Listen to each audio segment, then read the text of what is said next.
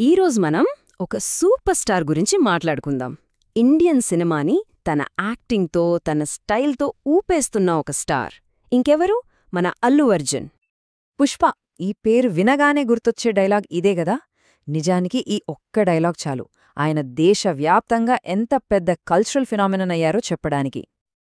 కానీ ఇక్కడే ఒక పెద్ద ప్రశ్న. అసలు ఆయన సక్సెస్ వెనుక ఉన్నది ఏంటి? కేవలం ఆయన ఫ్యామిలీ బ్యాక్గ్రౌండా, లేకపోతే ఎన్నో అడ్డంకులను దాటుకొని కష్టపడి సంపాదించుకున్నదా?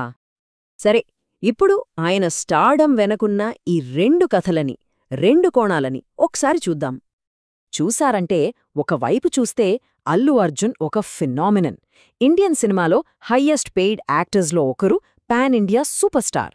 మరోవైపు చూస్తే ఆయన వారసత్వం. సినీ పరిశ్రమలో చాలా పవర్ఫుల్ ఫ్యామిలీ అయిన అల్లు ఫ్యామిలీ నుంచొచ్చారు. మరి ఈ రెండిటి మధ్య ఆయన జర్నీ ఎలా సాగింది? అయితే ఆయన ప్రయాణం అనుకున్నంత ఈజీగా స్టార్ట్ అవ్వలేదు. చాలా విమర్శలెదుర్కొన్నారు. ఆయన డెబ్యూ ఫిల్మ్ గంగోత్రి 2003లో వచ్చింది. సినిమా అయితే బాక్సాఫీస్ దగ్గర హిట్ అయింది, కానీ ఆయన యాక్టింగ్కి మాత్రం మిక్స్డ్ రెస్పాన్స్ వచ్చింది. క్రిటిక్స్ ఏమన్నారంటే ఆయన నటనలో ఇంకా చాలా రానెస్ ఉంది, అంటే ఇంకా పర్ఫెక్ట్ కాలేదని. ఇక ఫ్యాన్స్ విమర్శల గురించైతే చెప్పక్కర్లేదు, అవి ఇంకా ఘోరంగా ఉన్నాయి. అంటే ఇప్పుడు మనం చూస్తున్న ఐకాన్ స్టార్కి, అప్పటి అల్లు అర్జున్కి అసలు సంబంధమే లేదన్నట్టుగా ఉండేవి ఆ కామెంట్స్. ఆయన లుక్స్, యాక్టింగ్ గురించి ప్రేక్షకులు ఎంత దారుణంగా మాట్లాడారంటే, ఒకవేళ ఆయనకు ఆ ఫ్యామిలీ బ్యాక్గ్రౌండ్ లేకపోయింటే అసలు ఇండస్ట్రీలో నిలబడటమే కష్టమనేంతలా అన్నమాట. కాని ఇక్కడే అసలు కథ మొదలైంది. ఇన్ని విమర్శలు వచ్చినా అల్లు అర్జున్ వెనక్కి తగ్గలేదు. అక్కడ నుంచి ఒక అద్భుతమైన ట్రాన్స్ఫర్మేషన్ స్టార్ట్ చేశారు. ఆ మార్పు చూడండి. 2003లో గంగోత్రితో ఒక షేకీ స్టార్ట్, లుక్స్, యాక్టింగ్ మీద విమర్శలు. కట్ చేస్తే 2004లో ఆర్య. ఈ సినిమాతో తనను తాను స్టైలిష్ స్టార్గా పూర్తిగా మార్చేసుకున్నారు. ఆ తర్వాత 2007లో దేశముదురు. అప్పట్లో సౌత్ ఇండియాలో 6 ప్యాక్ యాబ్స్తో కనిపించిన ఫస్ట్ హీరోస్లో ఒకరిగా నిలిచారు. అదొక ఫిజికల్ ట్రాన్స్ఫర్మేషన్. అసలు ఈ 6 ప్యాక్ ఆలోచన ఎలా వచ్చిందంటే, ఒక కోస్టార్ అన్న ఒక్క మాటే కారణం.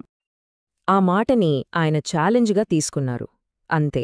అప్పటి వరకు ఉన్న అంచనాలని బ్రేక్ చేసి, సౌత్ ఇండియన్ సినిమాలో హీరో ఫిజిక్ అంటే ఎలా ఉండాలో ఒక కొత్త స్టాండర్డ్ సెట్ చేశారు. ఈ కొత్త ఇమేజ్తో ఆయన కెరియర్ గ్రాఫ్ ఒక్కసారిగా మారిపోయింది. ఇక అక్కడ్నుంచి బ్లాక్ బస్టర్ల ప్రయాణం మొదలైంది. ఒకదాని తర్వాత ఒకటి వరుస బ్లాక్ బస్టర్లతో కంప్లీట్ ఎంటర్టైనర్గా తన ఇమేజ్ని సెట్ చేసుకున్నారు. ఇక స్టైలిష్ స్టార్ అనే పేరుకి పర్యాయపదంగా మారిపోయారు. ఫ్యాషన్ ఐకాన్ అయ్యారు. ఆ తర్వాత 2020లో వచ్చిన అల వైకుంఠపురంలో అయితే ఒక కల్చరల్ మైల్ స్టోన్ లాంటిది. అందులోని బుట్టబొమ్మ సాంగ్ దేశం మొత్తం ఊగిపోయింది ఆ స్టెప్పులకి.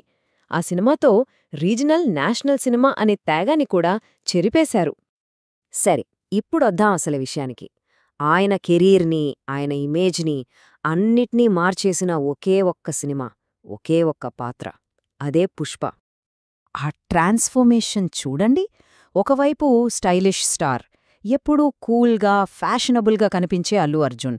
మరోవైపు పుష్పరాజ్, కంప్లీట్గా రా, రగ్డ్, పక్కా మాస్ క్యారెక్టర్. అసలు ఎక్కడా స్టైలిష్ స్టార్ అనే ఛాయలే కనిపించలేదు. తనని తాను ఆ పాత్రలో పూర్తిగా మాయం చేసుకున్నారు. మరి ఆ నటనకు దక్కిన గౌరవమేంటో తెలుసా? ఉత్తమ నటుడిగా జాతీయ అవార్డ్. ఇండియాలో ఒక యాక్టర్కిచ్చే హైయెస్ట్ హానర్. ఈ ఒక్క అవార్డ్తో ఆయన కెరీర్ మొదట్లో వచ్చిన విమర్శలన్నిటికీ సమాధానం చెప్పినట్టయింది. మరి ఈ మొత్తం ప్రయాణం మనకు టాలెంట్ గురించి, వారసత్వం గురించి ఏం చెబుతోంది? ఒక ప్రముఖ మ్యాగజైన్ చెప్పినట్టు, అల్లు అరవింద్ కొడుకు అనే ట్యాగ్తో మొదలుపెట్టి India's icon of mass and స్టైల్గా మారిన ఆయన ప్రయాణముందే, అది బాలీవుడ్ కూడా అసూయపడే అంత గొప్ప స్క్రిప్ట్ లాంటిది. ఫైనల్గా ఒక్క ప్రశ్న మిగిలిపోతుంది. సినిమా ప్రపంచంలో ఒక ఫేమస్ ఇంటి పేరు అనేది రేస్ను మొదలుపెట్టడానికి హెల్ప్ చేస్తుందా, లేకపోతే గమ్యాన్ని చేరుకోవడాన్ని ఇంకా కష్టతరం చేస్తుందా? దీని గురించి ఆలోచించాలి.